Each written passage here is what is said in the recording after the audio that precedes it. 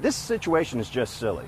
It's ridiculous that the city of Houston allowed this venue to be put out here, and now will not even protect these families by looking at its own sound ordinance, interpreting it accurately, and enforcing it. So today we named the city of Houston as a party. It's unfortunate it's come to this.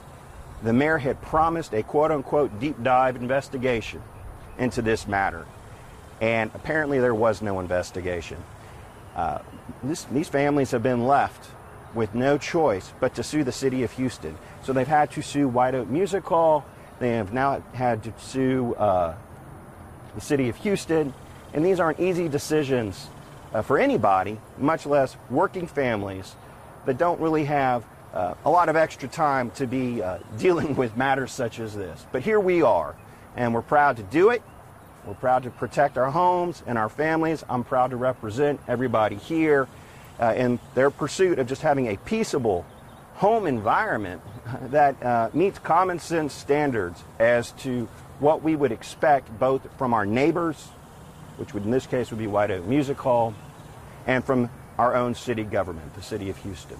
That being said, we're going to have a couple of the plaintiffs in the case make a brief statement. The first is Teresa Cabin, who is right here. I just want to talk about, I guess, why we made this decision to do this, but we've asked the city for help numerous times. I've gone before city council and talked about my situation with my family and my children, and the only solution that I was given was, what if White Oak puts up a soundproof net? Well, that's not really going to help me in my situation, because I have to deal with my son who has special needs, and the sound vibrates my house, which I live right here. My house vibrates, it shakes, it's on piers and beams, and I didn't ask to have this built here, and this isn't something that should have been here in the first place. It shouldn't have been allowed, and we need to see the neighborhood needs help, and we definitely need it soon. So I'm really hoping that this moves this forward. So, thank you, Teresa. All right, and next up we have Miss Linda Vargas. I live across the bayou there, and I'm actually the fourth generation, raising my fifth generation children there. I too have a special needs child that is affected by the intense vibrations of the bass, the cars, the loud people coming through the neighborhood that have just gone to a very loud concert and they're screaming at the top of their lungs because they can't hear each other. I also have a daughter that's not affected by any disability. I too have also gone to City Hall, and my only solution that was offered to me was, would you consider moving? No, I wouldn't. My family has been on that block since 1916. I shouldn't have to move to have a resolution. I should be able to be heard and someone protect us, protect our family. So we had to go into this lawsuit. The only way we can protect our families, and not just our kids, but other kids that are affected by this as well. So again, unfortunately, it's not something I wanted to do, but it's something I had to do to protect my children as a mother. Spell your name, please. My first or last? First name is Linda, Linda. Last name is actually Longoria Vargas, Longoria, and then Vargas is Vargas. As everybody can see, this affects everybody in every household. That's why all the kids are out here. They're very engaged in it. They just want a peaceful night's sleep. They want to be able to do their homework in peace. The moms and the dads that are raising these children just want the same thing. We're not asking for much. This is a pretty reasonable thing. And we were hoping the city of Houston would help these families, and they haven't.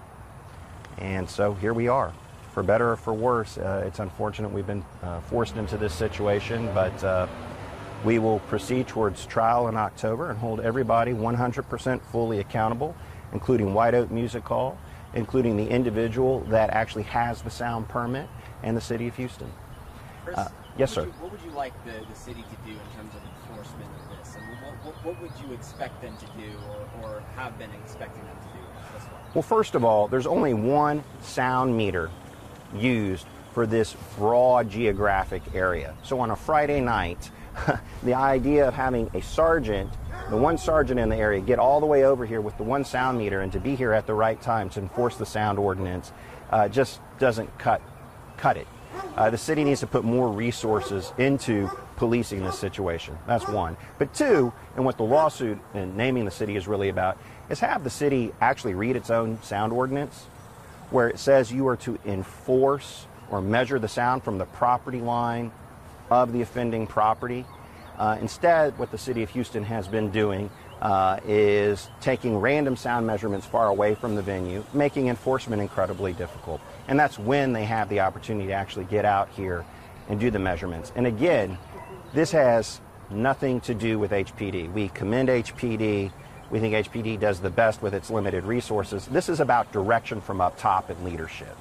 And that's what we're seeking from the City of Houston. Direction. This is how you enforce the sound ordinance. And support. Here are the resources to actually enforce the Houston sound ordinance.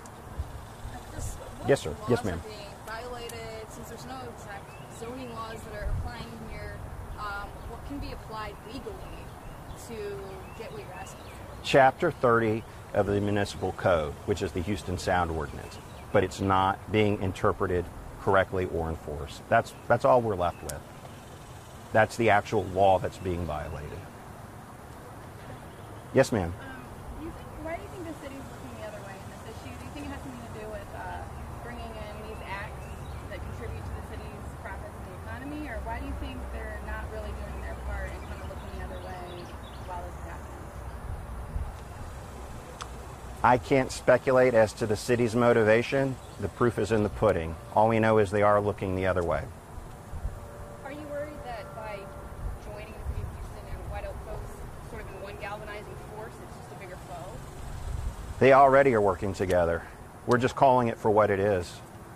And this is what we have to do regardless of the results of forcing them to work together or not work together.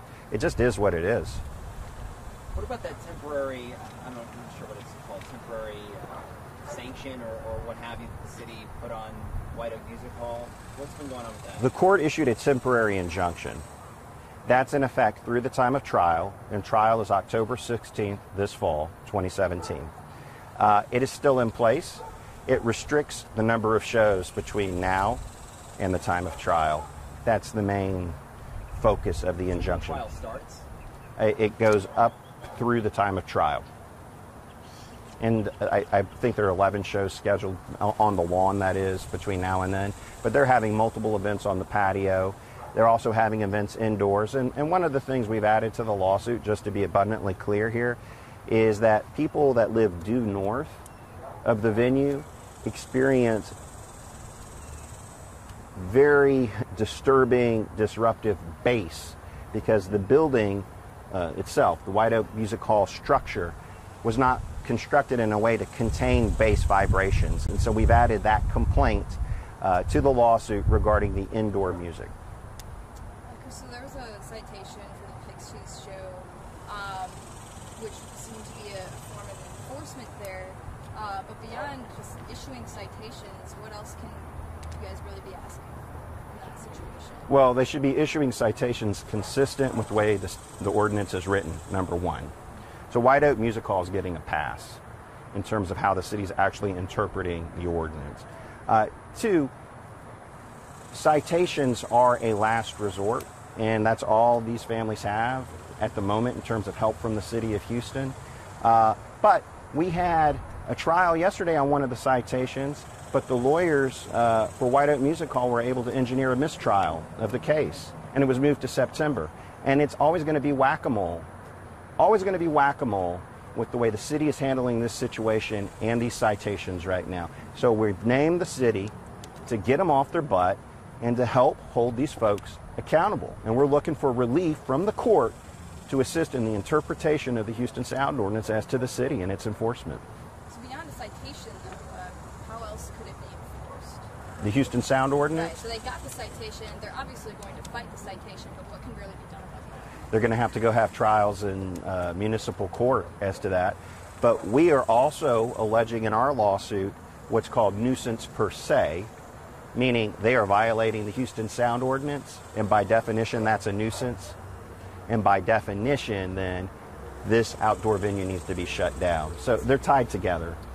I hope that makes sense, and if you have more questions, I'm happy to answer them. Any other questions? All right, well, behind us obviously is the venue. You can see how close it is. The large permanent stage is not up. They haven't constructed it, but they have. You can see where they put their temporary stage. And we are here to answer any questions, and I appreciate everybody coming out here amidst the heat, the humidity, and the mosquitoes. Thank you.